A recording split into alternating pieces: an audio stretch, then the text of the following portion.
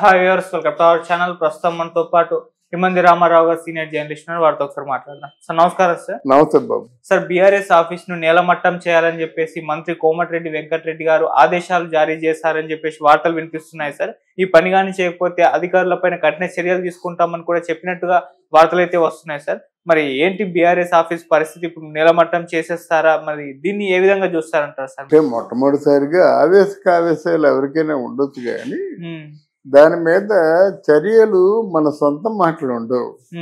Standing orders ఉంటాయి. ఈ పని చేస్తే ఈ చర్య, ఈ పని చేస్తే ఈ చర్య అనేది standing orders, law and orders ప్రకారంగా వాళ్ళు ఉంటాయన్నమాట. మనం ఎవరు అండి డిక్లేర్ చేయడానికి? ఏ భవనాన్ని డిస్మాంటిల్ చేయండి అని చెప్పే అధికారం మనకు లేదు. నేలమట్టం చేయమనే అధికారం లేదు. మరి ఆయన ఆవేశంతో ఆర్డర్ ఇచ్చి ఉండొచ్చు. ఈ మధ్య రాజకీయాలు ఎంతగా దిగజారిపోయాయంటే వాళ్ళకి రాజకీయ పరిజ్ఞానం ఎంతవరకు ఉందో మనకు తెలియదు, కానీ వాళ్ళ మాటలను బట్టి చూస్తుంటే ఆవేశంతో అన్ని మాటలే. ఇదేంటండి బాబు, అసెంబ్లీలో చెప్పులతో కొట్టుకోవడం ఏంటండి? మనలో బుద్ధిమంతుల్ని, ప్రతిభావంతుల్ని మనందరం కలిసి ఎంపిక చేసుకొని అసెంబ్లీకి పంపిస్తే వాళ్ళు చెప్పులు చూపించుకోవడం ఏంటి? నిన్న రేవంత్ రెడ్డి సభలో కూడా చెప్పుతో పడతా ఎవరు వీళ్ళు కొట్టుకోవడం, వాళ్ళు కొట్టుకోవడం, అదంతా జనం చూస్తుండడం వాళ్ళ కర్మ. అందువల్ల ఇక్కడ జరిగినటువంటి అసెంబ్లీ భవనంలో జరిగినటువంటి కోమటిరెడ్డి తాలూకు వెంకటరెడ్డిని కొంచెం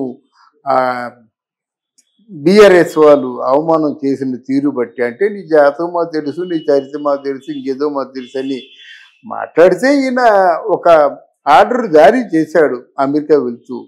అది నిజమే. ఆర్డర్ జారీ చేస్తే ఎలా ఆచరణలో చూపిస్తారు? రేవంత్ రెడ్డి నీ ఫ్రెండే, కానీ రేవంత్ రెడ్డి వచ్చి అది కొట్టిమని చెప్పడానికి ఏమైనా ఆధారం కావాలి కదా. నాకు ఏదో ఆ భవనం మీద అప్పులు తెచ్చారనో, ఆ భవనాన్ని తాకట్టు పెట్టారనో, అది తెలంగాణ ఉద్యమకారుల భవనం, తెలంగాణ ప్రజల భవనం కదా. అంటే మొన్న వైసీపీ పార్టీ జగన్మోహన్ రెడ్డి చేసినట్టుంటుంది మాట. అది జగన్మోహన్ రెడ్డి ప్రజావేదికని కూల్చాడు కదా. ఎన్ని తిట్లు తిన్నాడు? మీరెవరండి ప్రజావేదికని కానీ ఇక్కడ తెలంగాణ భవన్ కానీ కూల్చమని చెప్పడానికి? తెలంగాణ మొత్తానికి భవనం బీఆర్ఎస్ పార్టీ వరకే కాదు, ప్రజల సొమ్ము అందులో ఉంది.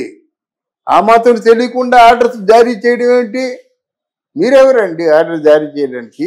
ఎవరికి అసలు లేదు. తెలంగాణ భవనం లేదా పేరు మార్చుకోండి బీఆర్ఎస్ భవన్ అని.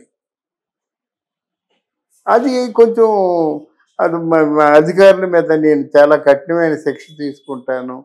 ఇటువంటి మాటలు అవి ఆచరణబద్ధం కాదు. ఆవేశంతో కూడుకున్నాయే కానీ ఆచరణబద్ధం కాదు. ఇంకేదో ప్రశ్న అడిగారు మీరు.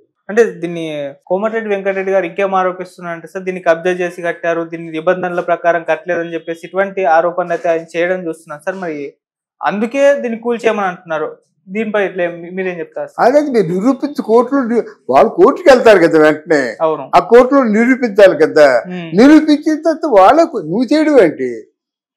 గ్రేటర్ హైదరాబాద్ మున్సిపల్ కార్పొరేషన్ వాళ్ళు ఆ పని వాళ్ళు చేపడతారు. మీకెందుకు బాధ?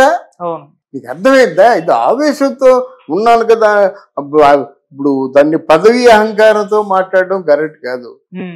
నేను రేవంత్ రెడ్డి అండ్ కాంగ్రెస్ పార్టీని కొంతవరకు కొన్ని పనులు బాగున్నాయని సపోర్ట్ చేసిన వాడిని. ఇట్లాంటి అహంకార పూరితమైన మాటలు ప్రజల్లో కొంత మార్పును తీసుకొస్తాయి.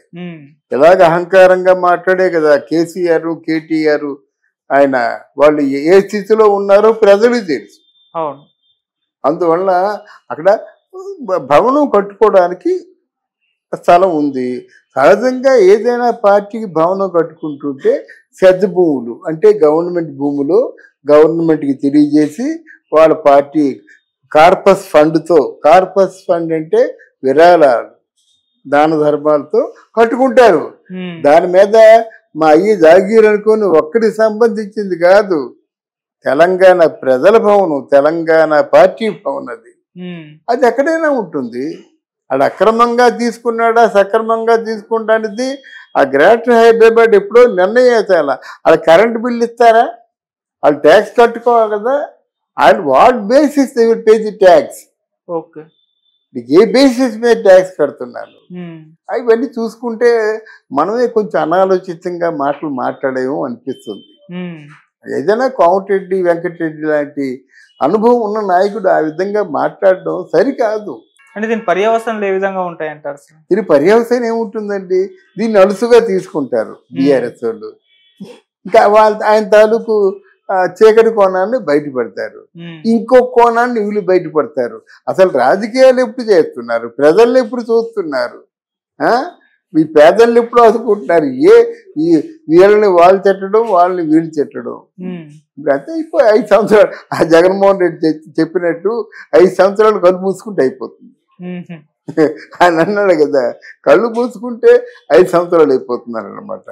అదే భావంతో వీళ్ళందరూ ఉన్నారు సార్. ఇప్పటికి మొన్నటి నుంచి కూడా చూస్తున్నాం సార్, అంటే రేవంత్ రెడ్డి గారు సబితా ఇంద్రారెడ్డి గారిపై చేసిన వ్యాఖ్యలు కానివ్వండి, లేకపోతే దానం నాగేందర్ గారు నిన్న చేసిన వ్యాఖ్యలు కానివ్వండి, ఇప్పుడు కోమటిరెడ్డి గారు వ్యాఖ్యలు, అంటే ఇవి కంప్లీట్ గా వాళ్ళు నెగిటివ్ చేసే విధంగా అయితే కనిపిస్తున్నాయి సార్. మరి కరెక్ట్, అబ్సల్యూట్లీ కరెక్ట్. నిన్న దానం నాగేందర్ గారు ఆయన తాలూకు మాటలు విన్న తర్వాత వీధి రౌడండి ఆయన, గోండాయండి ఆయన, కిరాయి హంతకుడండి ఆయన, అసెంబ్లీలో ఉంచు బయటికి రారా చూసుకుందా అని ఎంత చూస్తా అంటాడేంటి? దానికి క్షమాపణ చెప్పుకోవాలా?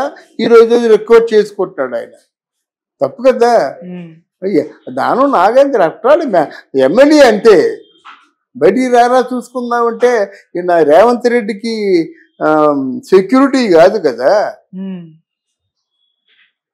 అసెంబ్లీ రికార్డులో ఇలాంటివి ఉండదు, ఇలాంటి చెప్పులు బయటికి రారా చూసుకుందాం అలాంటివి ఉండొచ్చండి.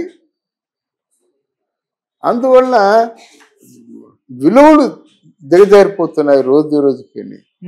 ఆ విషయంలో ప్రజలు చైతన్యవంతులైపోయి నిలదీసి అడిగిన రోజున కొంచెం మార్పు వస్తుందేమో. అంటే ఇటు కాంగ్రెస్ వాళ్ళే తీసుకోండి, మా మీద తిరుగుబాటు చేయండి, మేము ఈ విధంగా ప్రవర్తిస్తామన్నట్టుగా వాళ్ళే ఒకటి ఇచ్చేస్తున్నారు బీఆర్ఎస్ వాళ్ళకు అని చెప్పేసి కూడా వ్యాఖ్యలు రావడం చూస్తున్నాం సార్.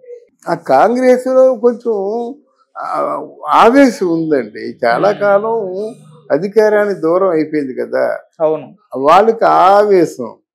వీళ్ళు ప్రతిరోజు అంటే ఏమిటి, ఇప్పుడు తెలంగాణలో కేసీఆర్ ఇంటి కూతురు ఉంది కదా, 500 కోట్ల ఇంటిలో ఉన్నటువంటి ఆడబిడ్డ తిహార్ జైల్లో ఉంటే ఎలా ఉంటుందో తెలంగాణ పార్టీ నాయకుల తాలూకు పరిస్థితి అలాగుంది. 10 సంవత్సరాలు పరిపాలనలో ఉన్నారు, వాళ్ళు ఆడింది ఆట పాడింది పాటగా ఉన్నారు. ఒక చిన్న మాట మాట్లాడినా గయ్యంబడి ఎగురుతున్నారు అన్నమాట. వీళ్ళు కడుపు నిండుతూ ఉన్నారండి, వాళ్ళు కడుపు పండుతూ ఉన్నారండి. కడుపు నిండుగా ఉన్న వాళ్ళకి కడుపు మండిపోయి ఉన్న వాళ్ళకి మధ్య పోరాటమే ఈ assembly. Right sir, thank you so much.